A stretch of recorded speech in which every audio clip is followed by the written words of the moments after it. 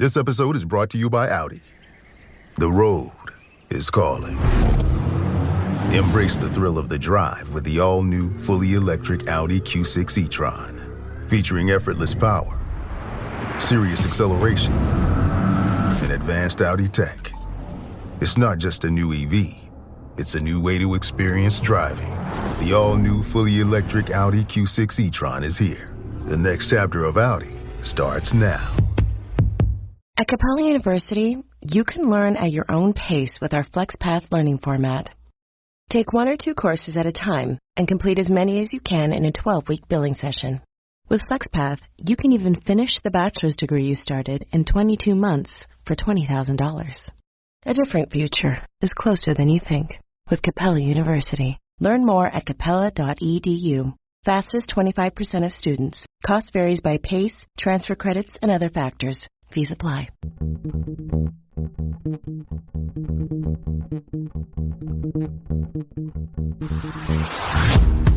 Hey, I'm Amanda from Trifecta Fitness. We're proud to be Clarksville's new Get Fit headquarters. Trifecta Fitness is a state-of-the-art spin and strength training studio. Our spin studio is truly one of a kind in this area, complete with 20 state-of-the-art live fitness bikes and an incredible sound system. Our strength training is done in small groups of 6 or fewer, and all of our strength and spin classes are scalable for every level of experience. Come see us in the heart of Clarksville, just behind MAPCO at the corner of Old Trenton Road and Wilma Rudolph Boulevard. Call us for more info at 931-542-6265 or download our Trifecta Fitness app for a full list of upcoming classes. For every veteran, there is a story about a calling to serve, to fight for the freedoms of the American people. And every story has a struggle, a sacrifice, and invisible wounds. Warrior Watts programs help veterans recover from PTSD and invisible wounds through exercise, nutrition, and connecting with other veteran leaders. It is estimated that 22 veterans die each day by suicide, and another 30 veterans die each day by substance abuse. These are preventable deaths. Warrior Watt is committed to fighting PTSD through fitness, nutrition, and community.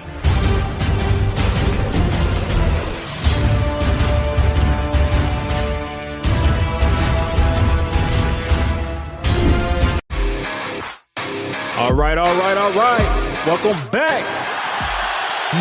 Misfit Nation. The Misfit Nation Show.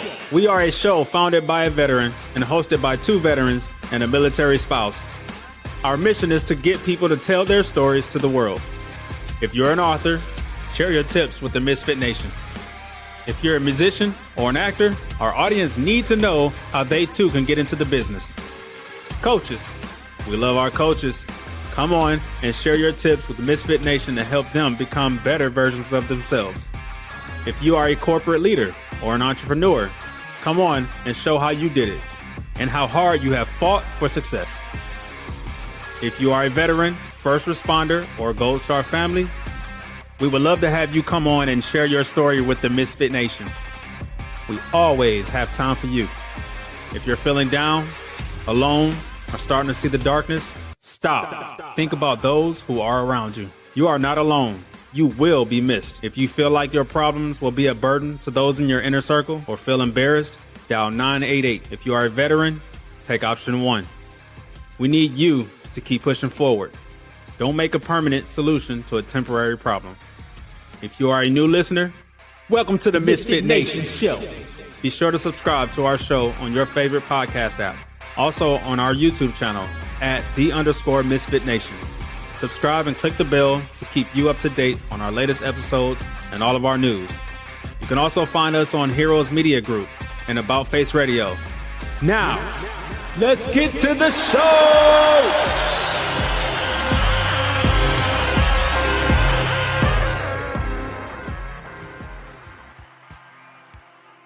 All right. The ToosDay Crue is here, hosted by Stephen LaMonica and Jay Collin. It is a Misfit Nation production that brings powerful stories of grit, resilience, and leadership to life. Stephen is a business leader and YouTube consigliere. He ensures the show runs smoothly, providing real-time feedback and maintaining discipline during live broadcasts. Jake, a 25-year Army veteran and former EOD tech. We call him Hurt Locker. We call him Lacey.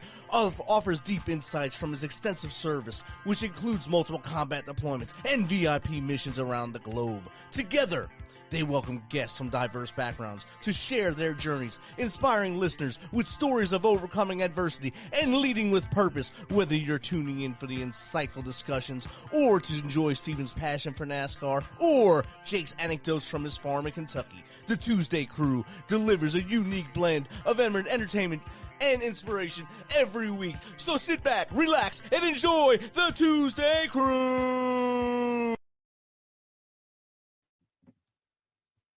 All right. The crew is here. They're live. They made it through a weekend, a long weekend. We have a new president. We have a new college football champion, and it's not the Irish. It is the Ohio State Buckeyes. Congratulations to those guys up north there for winning that game. We will be back next year. We'll start this night off again. We lost another law enforcement agent. Border Patrol agent David Malond was shot and killed during a traffic stop on Interstate 91 in Vermont near the Canadian border at 3:15 p.m. on yesterday. One suspect was shot and killed. The second suspect was injured. He is in federal custody. Agent Milan served with the Department of Homeland Security, Border Patrol for 9 years. He's 44 years old. Keep his friends, family, peers, all those other officers that were there at the time in your thoughts and prayers. And remember, there's other ways to go about things in life without going to the violent notion that this went to there. You can do things a lot differently in life and come out on the other side still alive and maybe live to be a better person. Now, you've been waiting since Sunday for the shows to come back. Jake's pumped. He has a 15-degree day in Kentucky. Steve's pumped. A 15-degree day in New Jersey. It's snowing in Florida. But we're here tonight to light that fire, to bring the noise. So, boys, pull on your hard-line straps and get in here and get ready to rock. Get ready to rumble. Steven and Jake. Cagney and Lacey, let's get it going. We're just like jumping into the screen there. Look at that. Yeah, man. What an intro. It's Tuesday. Good evening, Jake. Good evening. I wish it was 15 degrees here. I'm wondering what kind of tilt we're on right now that Florida is getting snow for the last 2 hours. I have no idea, but I'm glad it ain't us. They were threatening us with 10 inches. If I got maybe 6, I got a lot. I got too much stuff to do outside to go wading through snow. How's your week been so far? Good. Yeah, getting things done, working, getting things done around the house. Good deal. And here we are with our famous show. Yes, we are. Let me tell you who we got tonight, Stephen. We've got Austin Page, and he is the founder of GymFlo Coaching and helps clients break self-limiting beliefs. He overcame a reckless life and now promotes purpose and intent. And his mission is to help clients build their highest version of themselves through mental toughness and self-mastery. So without any further ado, let's get him in here. Good evening. What's Austin. happening, fellas? Good evening, Austin. Thank you. How's everything? Hey. Things are well. It sounds like we have something similar going on. I'm here in Richmond, or just outside of Richmond, Virginia. I got a 12-degree evening myself with a little snow. Nice. I've got 2 daughters just south of Richmond in Elizabeth City, North Carolina. Okay. I mean, it's a ways south. Yeah. But yeah, they said that it's the weather's getting bad there this evening. Hey, it Austin, yes. Thank you again for being here. I gave just a little blurb about you, what you're doing. Start from wherever you want to start and tell us about yourself and how you got into what you're doing today. I appreciate it again. And so I nearly lost my life. And I know that a lot of people would like to hear the story, but I'm going to briefly go over it and try and hit on some key points of how I was able to flip the switch in my life and start helping others sort of find purpose and passion within their life like I've been able to do with mine. And it's still earned daily. But when I was a little younger, about over the past 10 years, in my earlier days, I was sort of lost, following the crowd. didn't really have purpose within my days. My purpose was Thursday through Sunday, and that was figuring out what to get into, where we were going drinking, who we were hanging around, and going Thursday through Sunday pretty much. And then Sunday, most likely partaking or indulging on those days with mostly drinking or recreational drug, and recovering through Monday through Wednesday and pretty much ramping up for that next Thursday. So always in a maybe taking 1 to 2 steps forward type of cycle, and then taking 3 steps, 4 steps backwards on the weekends type of deal. And that's sort of all I knew. And it was because of mainly my environment, the people I was hanging around, and I didn't have any purpose for myself, any direction. And I didn't, and not that that was anybody's fault but my own, but I didn't even try. I was falling to these vices and these things that just looking for happiness in the same place I was losing it pretty much. Okay. And fast forward, many parties and many weeks go by, and the I guess personality I was giving off of 10 foot tall and bulletproof finally got tested when I got super drunk one night at a party, typical old me, and decided I wanted to go home that night. So I hopped in my car, made it about typical story, a mile away from the house, ran off the road, and flipped a bunch of times and woke up in the hospital. And that's where things started to get real fast. So I was sent to a local hospital here in Richmond, to where I was in the ICU for about 3 weeks, and then moved to another part of the hospital. So I stayed in the hospital for about 5 weeks total. Then was moved to a rehabilitation center, to where I lived there for 2 months, learning how to walk again and do basic things that we all take for granted, like literally putting yourself on the toilet. And then from there, I realized the lifestyle change needed to happen. Where I was going nowhere I wanted or needed to go. It was literally going to kill me or get me locked up more. And decided that throughout that rehab stint that I was in for that 2 months where I lived there, every day, whether I felt like it or not, I was pushed by my physical therapist to go down to the gym that they had inside that rehab center. It wasn't something great. It was just some simple stuff. But I was still in my wheelchair, so they would roll me down there and say, hey, we're going to lock your wheelchair in place. You're going to do this little workout and have something to focus on building yourself while you're in here. And one day led to another, and that led to a new habit and kind of a new passion and daily purpose per se that I found, because it made me feel good. I noticed how quickly I was gaining confidence back in myself, strength. I noticed how good I felt after those things, of going through that physical adversity of working out when you don't feel like it, especially at first. Now I love it.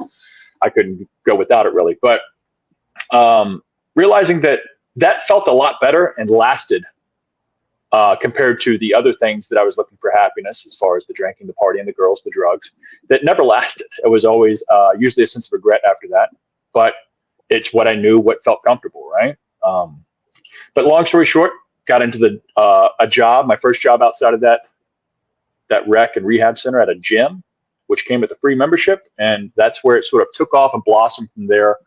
And I can fast forward to now, where now I have my own gym.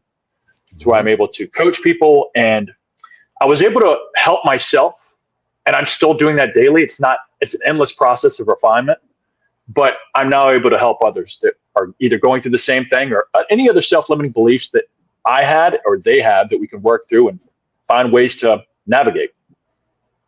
Okay. Did you find, back to your times you're drinking and when you stopped, and, after the wreck and everything,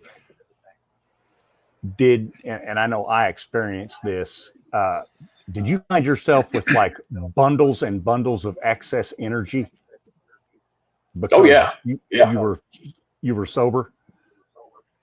Yes. And I also think what like 10x'd it, or at least 3x'd it, was that I was replacing that time or that idle time that I would have with exercising, which I think only increased my energy output. Like it was a euphoric feeling to, even though some days I still didn't feel like doing it. I did notice that my energy, my frequency per se, it was just on a different level for sure. Okay. All right. And I started to have respect for myself, Like deep down, I didn't like myself in that older life. I did. Like I would put off that persona, but there's a reason why I was always going to the drinking, the drugs, and partying. It was to escape. And now I admire the person I am, the person I'm building, and I can look in the mirror and know that I'm taking those daily actionable steps to try and get better. Yeah. Now, are you to a point now to where you can have a beer and be cool, or you just not drink at all? No, so I'll still drink, but very, very little. Maybe okay. Everybody says this, but maybe once a month I might have a glass of wine with my wife. We're out at dinner or something like that. But I don't party per se or anything like that. I try. I know that it could lead back down that way. Not that I think there was a alcoholic tendency, but maybe there could have been. I don't know. I don't want to know. So I try to either avoid it and or have myself out of those situations where it can go, hanging out late, stuff like that, where it could tend to go the other way. So yeah, Roger, good on you. Good on you. Yeah. Basically, your description was me in the late 80s and most of the 90s, where I would be out until 2 a.m. and go to work at 5 a.m. and just start the day again.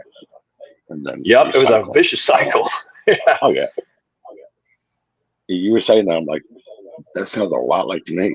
And and most younger guys do it. I was in my early mid-20s when it was all, going on. So like most guys, I feel like do, not everybody, but for me, I'm very stubborn. I'm hard-headed. I've always had to learn the hard way. I've always had to touch the hot stove more than once to figure it out. And I just thought I was Superman. Yeah, I thought it was, like I said earlier, 10 foot tall and bulletproof. Nothing would ever happen to me. I wouldn't hurt myself, right? And then, yes. Yeah. So you got your own gym, and tell us a little bit about that. What are you doing with that?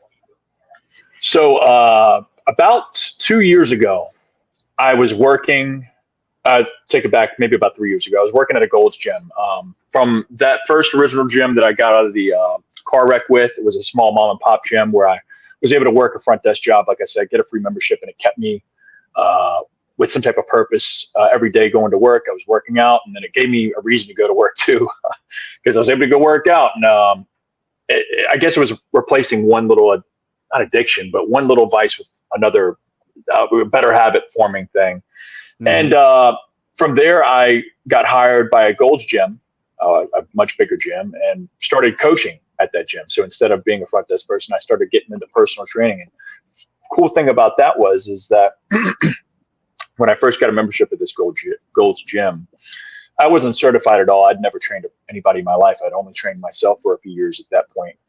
And I had the little conscious talk where I was like, man, I'd really like to do that. It seems like I enjoy it myself. I know how well it's helped me in my life, and I'm sure there's other people that could relate, and I could be able to help in some way. So I reached out to the coaching director, and I was like, hey, I'm not certified, but I would love to get a job or learn the ways. And he was like, hey, we don't really hire people without certifications, but he's like, I've been following you for the past few years while you've been in here. You're dedicated, you're disciplined, you are the example. You live the example. So he's like, I'll give you a shot. He's like, we'll give you 60 days to get certified, like on a probationary thing, and we'll hire you, or we'll full-time hire you after the fact. And I was able to get certified within that time, and sort of led on to this journey now. But 3 years go by, I get my own gym. I realized that I have enough demand, and I like my own space. I've always liked to do things my own way. Obviously,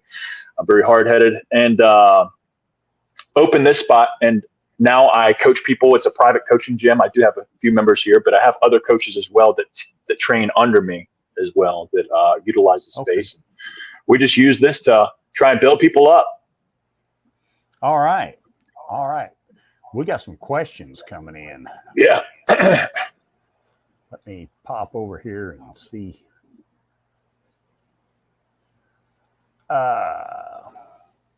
This one is from Mindset Maven 23. It says, Austin, what was the turning point that made you commit to breaking free from self-limiting beliefs? it started, and again, it's like a skill, like anything, most of these things, confidence, self-belief, these are skills, and they're built through taking action. It's not reading books. I mean, they help maybe get a direction going, but it's like anything else. It takes repetition, days, and time of taking action. And for me, that turning point was that rehab center. I woke up in the hospital. My legs were in braces. I had this gaping hole in my stomach. I'm not sure if I can send you all pictures later down the road. Huge open hole in my stomach where they had a wound vac in my stomach. And I look down, I have hoses coming out my nose, out my neck, and all this stuff. And I'm like, what the hell just happened? And they're like, hey, you're in a wreck. And literally at that point, I thought it was a dream. But as the days go on, I keep waking up and I'm in the same position. And the doctors come in saying, hey, yeah, we're going to do some surgery. We've got a few surgeries we got to do on your legs, your stomach. We're not sure if we're going to have to give you a colostomy bag. We're not sure if you're going to have to walk with a cane or like have some type of disability going on with your legs because they were beat up. And through that point, it was taking it one day at a time and really having to test myself into the unknown. And fortunately and unfortunately, I was put in that position to where it was my back against the wall. And it's like, hey, I put myself in this situation. I'm the reason for my problems, but I'm also the solution to my problems. And I'm going to have to work it out. And over time, through actions of doing those things that I didn't want to do, like going to the gym, waking up early and having to hop in my wheelchair and do laps around the rehab center. These are things that I had to go through, but there's other ways to break or help alleviate self-limiting beliefs within yourself. But it's following through on actions that your conscience tells you. You know what you should be doing more of, and you know what you should be doing less of. And the more you can avoid those things that are anchors, and the more you can follow through on your own word, it builds self-belief.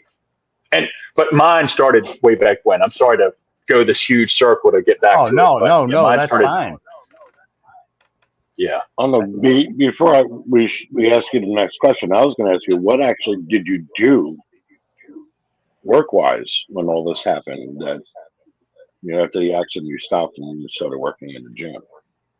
Yeah. So at that point, since I wasn't really focused on building my life at that point, I was just doing odds and ends, little sheetrock work over here, irrigation work over there.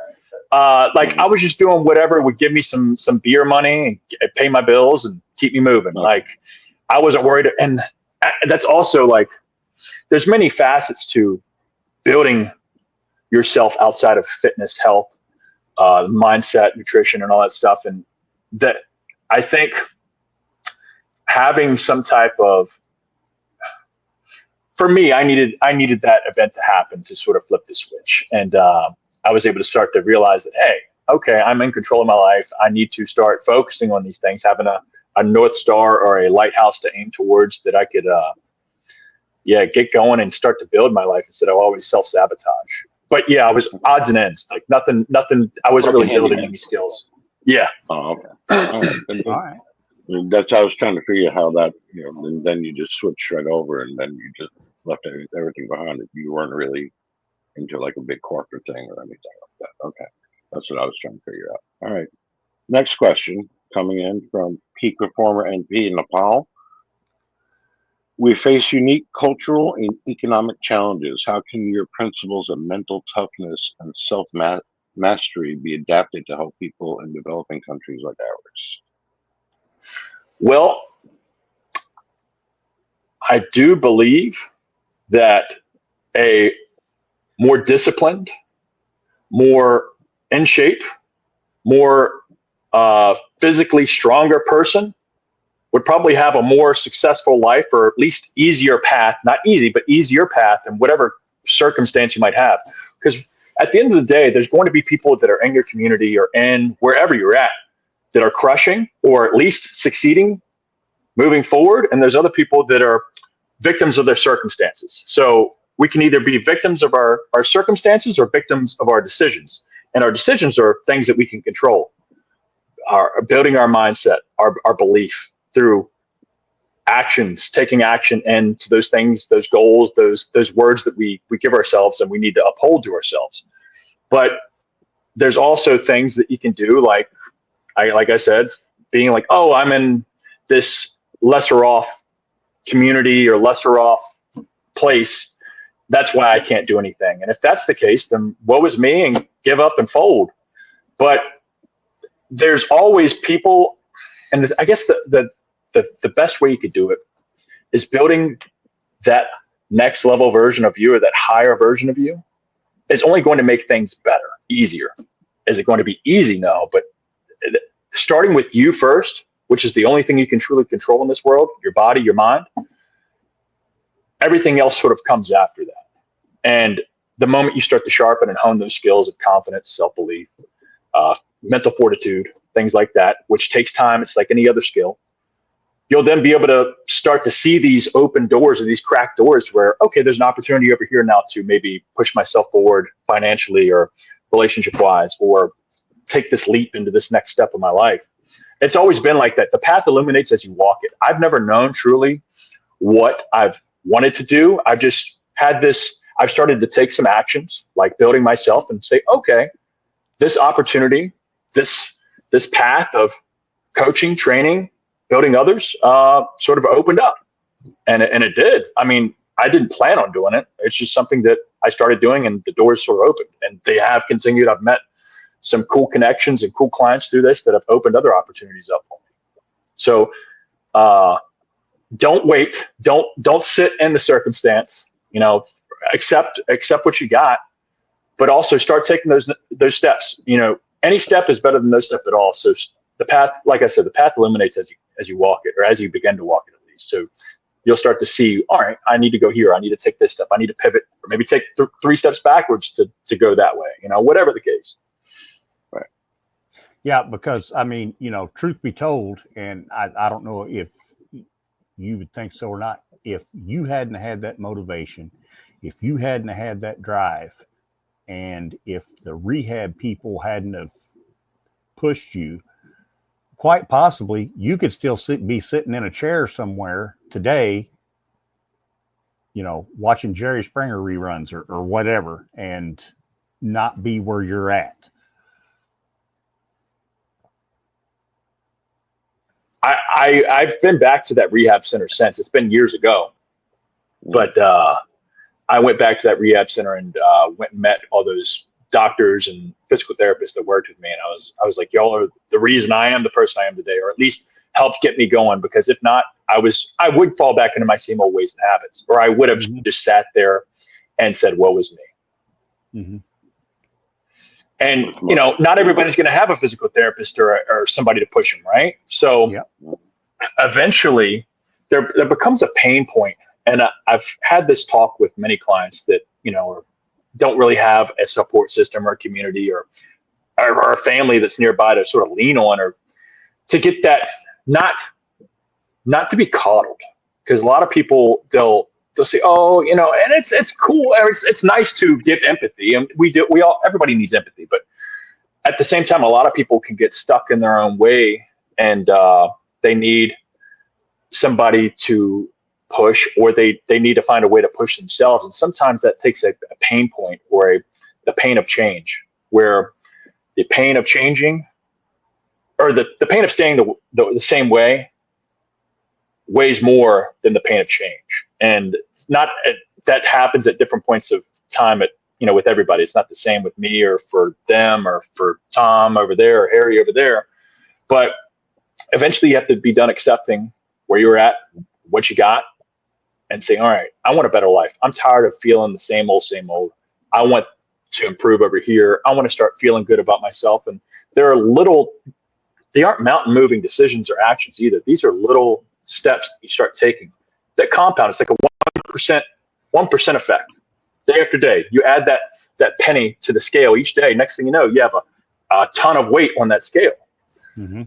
And you're compounding it over time. So a lot of people, they think that's these leaps and bounds that you need to take in these complete 180s overnight. And no, it's just slowly over time, creating new habits, a new identity, a new brand book to follow within yourself, a way you conduct yourself. Start to try and be aligned with that one day at a time. All right. Got more questions. From Fit and Fearless, how do you maintain purpose and intent daily, especially when challenges arise? So it's very difficult some days, and most days it's difficult actually. And I think those are the days that matter or make the most, right? Those are what I call the test days within my group. There's a lot of days when, and here's the thing, staying intentful about your purpose, trying to build that next level version of yourself, that next level life of yourself, whatever that vision is or goal may be of yours. Everybody sees their life in this way and hopes that they could always progress, because at least to me, progress fuels my soul. And what helps is having a daily process. And there's a daily process that I kind of follow within my day that helps keep me aligned. And it's controlling those things that I can control. And it's kind of stoic-esque when I try and break this down, but trying to not think about things that are outside of my control. And I try and box these things in throughout the day. And I try and do it in the moment. It's difficult. Something will pop up, whether it's an email or a work thing, and you're like, it pisses me off, or they dropped the ball, they did this, or work's making me do that. And it's like, all right, am I going to let that affect my decisions though? It's difficult to ask yourself that in the moment. It is, because you can usually say, F it, I'm done for the day, I'm tapped, I'm going to go have a drink, or I'm going to go out to eat, I'm going to go eat this BS, or I'm going to go to sleep, I'm going to take a nap on it, whatever. Because I've been known to do that. I get so frustrated sometimes. I'm going to nap on it and figure it out later. But I try not to do any of that. And I try and say, all right, well, what can I control in this moment, though? I can control the way I react to that. I don't have to get pissed off. No. Is that like life? Is that thing life threatening to me? No. Is it going to make me eat something or do something on the topic of staying intentful with my purpose, which is, controlling those things I can control, what I eat, what I drink, what I do with my body, and how I react, who I hang out with, stuff like that. And many of those things, it doesn't really affect. And it's not, most of the time, these things aren't holding a gun to my head. I still have the reins of my own life, my own decisions. And I try and box it in that way. Like, does this thing really affect me? Is it really in my control? And if not, I'll figure it out. I'm not going to let it get me overheated or like stress me to the max. Again, some things can really nip at you, and that's just the way life is. But you try and take a breath, realize, okay, I can take this in bite-sized chunks, or let me just focus on what I can control. And literally, that's the question I try to ask myself a lot. Well,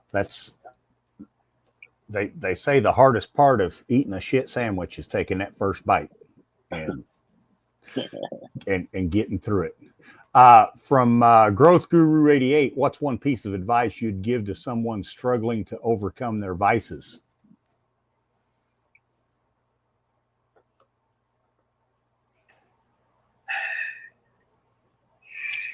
And it depends on what the vice is. Vices can be anything: food, smoking, drinking, of course, pornography, gambling, all these things that cause a sense of quick dopamine hit or release, and realizing that they're short-lived.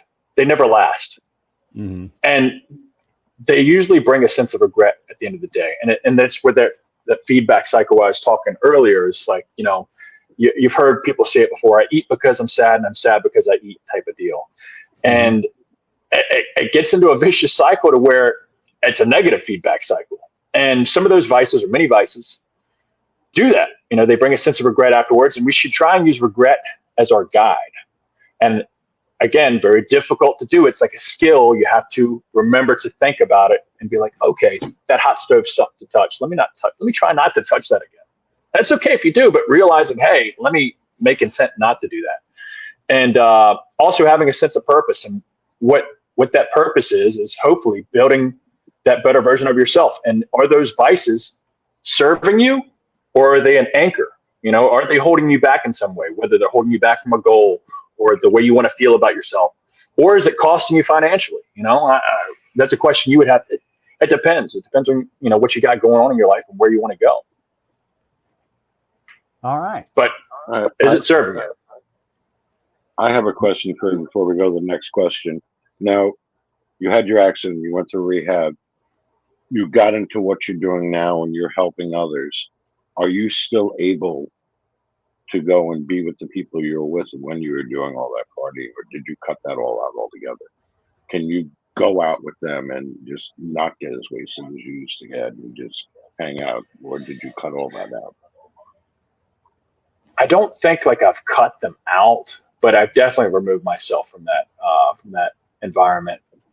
And because and it's crazy looking back, and I always I kind of knew what he meant, but I also didn't believe it, because you don't want to believe your parents. Your parents don't know what the hell they're talking about. But they kind of did. My stepfather, he was like, you're always the, and I'm going to butcher it now that I'm trying to say it. You're always the, the birds of a feather flock together, right? Like you're always the people you're hanging around type of deal. They have the influence. If there's 3 dumb dudes, you're the 4th dumb dude type of deal. And he said some other things too that I can't remember. And I was like, what is he talking about? There's no way. I'm not going to do dumb things, or I wouldn't ruin my own life. But I have removed myself from those people. I haven't cut them out, though. Occasionally I'll see them out and about, but I'm not like, hey, let me avoid that person completely. But I just make sure that my decisions and my actions are as best aligned with who I want to be tomorrow. And for me, the drinking is the bigger thing. Is what's Austin of tomorrow? What's he going to look back on and be happy that I did? Like, is he going to be like, oh man, I'm so glad you stayed out and partied all night? Or is he going to be like, man, I'm glad you said hey to those people. You were able to say no, thank you, I'm going to head out, or no, not tonight type of deal. And you went on your way. Or go out and just drink seltzer all night. Yeah. Are you able to sit in the room and do that? Yes. And not dive over that bar and say, okay, give me a bottle. Of course. And I think me having a big relationship with my fitness, it's very I put my fitness, which makes me feel good internally, at the end of the day, I put that so far forward that I know that the drinking will affect tomorrow's fitness and the way I feel tomorrow. And I want to avoid that feeling as much as possible. At least that's how I look at it personally. Occasionally, yes, I do indulge. I'll have a drink. And again, I'm not going out to bars and stuff like that like I used to. I'll have a drink at home with my wife or something. But yeah, if I go out to out to eat with family or whatever, I can say no to a drink. And years ago, I couldn't. If you put a beer in front of me and say, hey, want a beer? Sure. Hell yeah. But now I can say, no, thank you. I'm drinking whatever. Or, no, thank you. Not tonight. And it used to not be that way. And it's taken a lot of skill. Was your marriage before or after your accident and recovery? Okay. And I'm glad it was, because she's heard about a lot of my past, and my family mentions the person. Not that I was some like hoodlum, but I was definitely a reckless dude. Always getting locked up a lot, running from the cops. You kind of name it. Nothing crazy, but I mean, it probably does sound crazy, but nothing to where I was like sent to jail. Just a lot of catch and release type of stuff, I guess, which is not like the old boys being boys stuff. Yeah. And she was like, I can't believe that used to be you. And I was like, me neither. Truly. I mean, I have created a new identity through this new habit and lifestyle. Well, good deal. Yeah. I think we got a couple more questions in here, Stephen. Bring them on. Yes. From a resilient warrior, can you share a specific strategy or habit that has been instrumental in building mental toughness? I think mindset. So building your mindset, which is like mental toughness, perseverance, grit, fortitude, those things, they're built through doing the things you don't want to do when you don't want to do it. So for example, that when I mentioned earlier that daily process, for me, it looks like controlling my wake up time. A lot of people, they just wake up on a whim. And that's okay too. If you don't like, if you don't have really, so it's more so discipline. It's broken down into self-mastery, self-discipline, holding discipline to your day. And for me, I've done that over time, and it's only gotten more stronger over time, I guess, for lack of better terms, is having an early wake up. Waking up a little earlier than what I typically used to in the past. And that alarm clock goes off. It's my job and my intent to not hit snooze and to get up and just get going, not to sleep the day away. And that right there is an act of sort of mental toughness. It's doing something that you truly, most of the time, don't feel like doing, waking up early and doing it when you don't feel like it, which is early in the morning. And another thing is I try and exercise daily. Not every day I feel like exercise, especially now that I've been doing it for like 15 years. Some days I'm like, oh man, I don't need to exercise. But me exercising and taking that action builds the identity into myself, which in turn builds that discipline. It builds the grit of doing it, even though I really don't feel like it. I can push through it. I can go do it. And I'm not beating my body up type of deal, but I am doing it because it's something that I probably don't feel like doing sometimes. I look at those many little things like that, like sending an email to somebody that I haven't communicated with in a while, or making that phone call to that person that I need to reach out to for a connection, or reaching out to podcasts and sharing my story type of deal. Not all the time. I'm not a true extrovert person. So that's doing stuff that, back in the day, I built it, and it probably doesn't look that way now because I'm now able to talk a little bit more freely, but or a little bit more smoothly. But that is definitely something I had to overcome and do more and more to build the reps, sharpen the knife per se over the stone or the rock.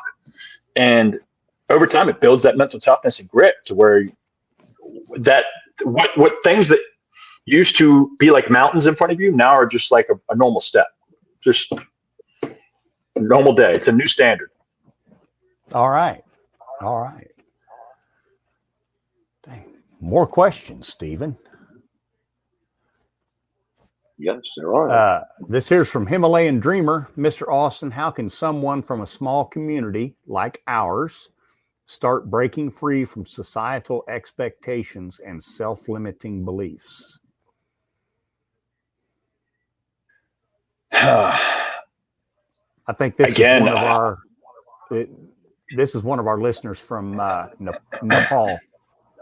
Nepal, dang! My wife just went over there 2 months ago. Went hiking, the Annapurna circuit. But for that is pretty much what I mentioned with the other person earlier. Is the best place to start with you, and it's building yourself mentally and physically. And what I mean by that is doing those things that you don't want to do, and you might not know what are those things. There's things that you can do as far as building that better version of yourself that this podcast is definitely about. And it is fueling your body with nutritious foods that are going to serve you and not be pleasure driven, hopefully more purpose driven. Not saying they're bland, but they're going to help build your body, build your discipline within yourself, because we're not just going for the straight pleasure. We're going to try and choose purpose over pleasure.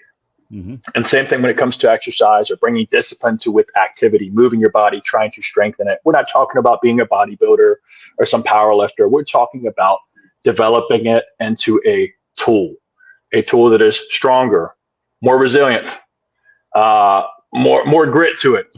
Like I've said previously, it starts with the mind, and then the mind can sort of control the rest. The moment we can start to just, all right, let me, for a small actionable step, let me go for a walk 20 minutes a day every day. Even on those 12-degree days, I'm going to go outside and I'm going to go do it.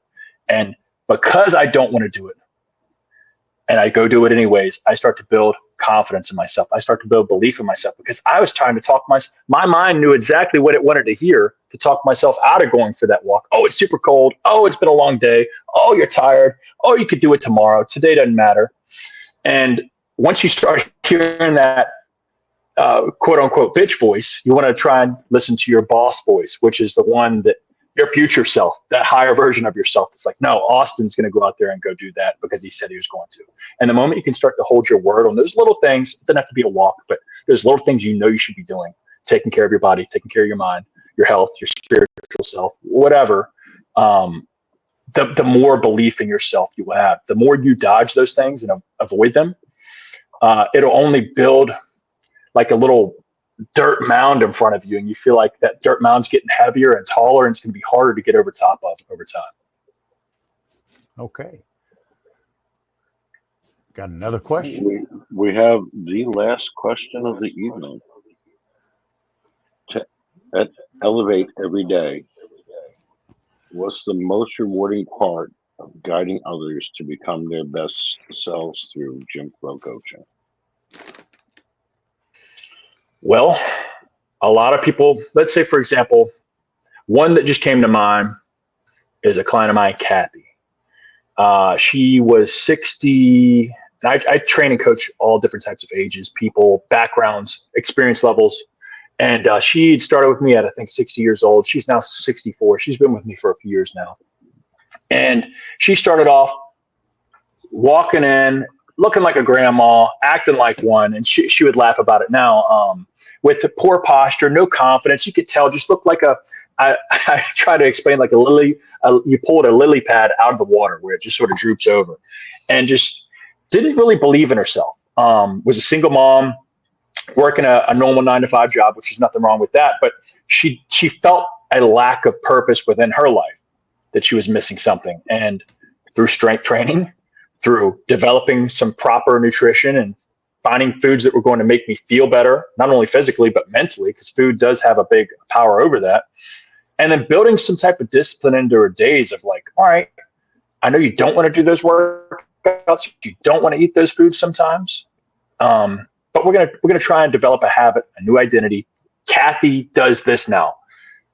Almost creating a last thing that I'll sort of mention about coaching that I try and do to help people level up is, all right, let's look at your own brand book. What's Austin's brand book? What is Austin, the future Austin? What does that Austin do?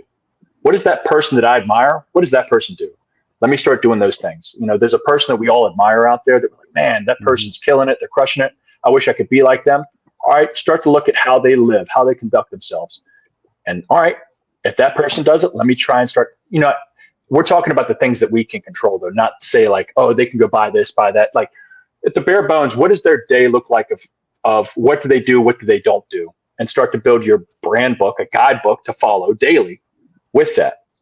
The yeses and the nos. This is what I don't do anymore. And this is what I do. And then over time that builds, and that's how I was able to sort of flip the switch with Kathy herself. And that was one of the bigger movements because she came in a very down spot.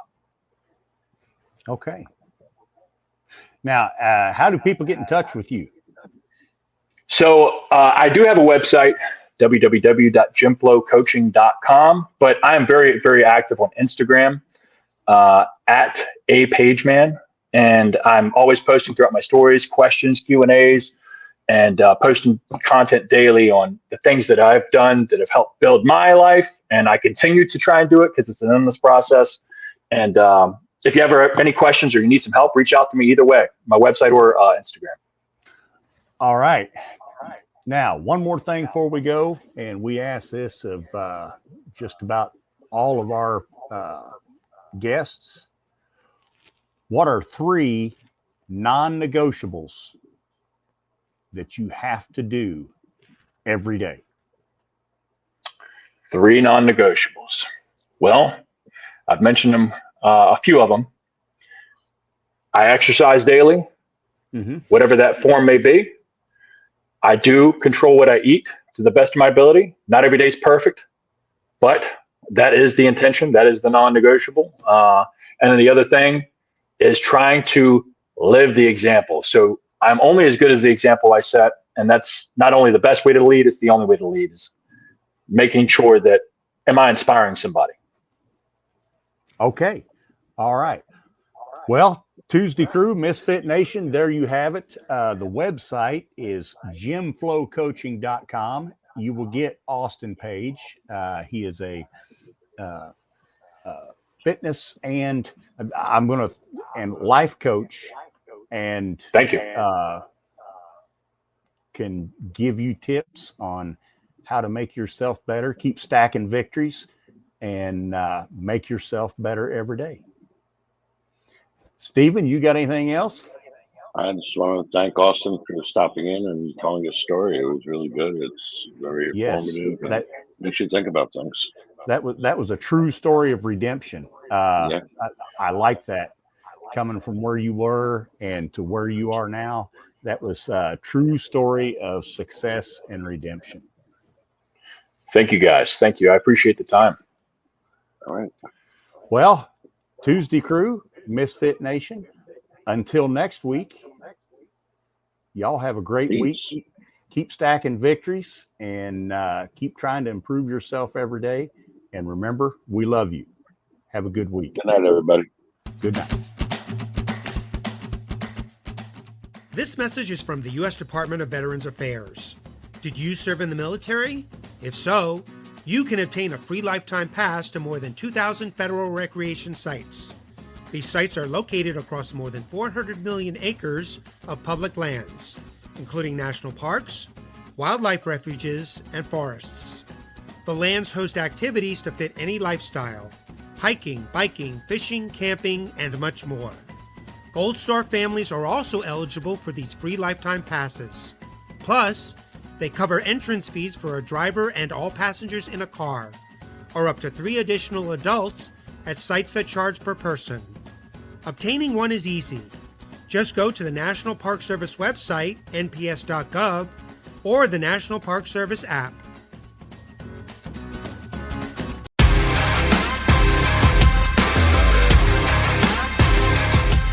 Thanks for checking us out and being a part of the Misfit Nation show. Don't forget to visit our website at themisfitnation.com. That's themisfitnation.com. Check out all our past episodes and get some of the great Misfit Nation gear for you and your family. As always, be humble, stay hungry, and keep hustling, because we are Misfit Nation. Misfit Nation.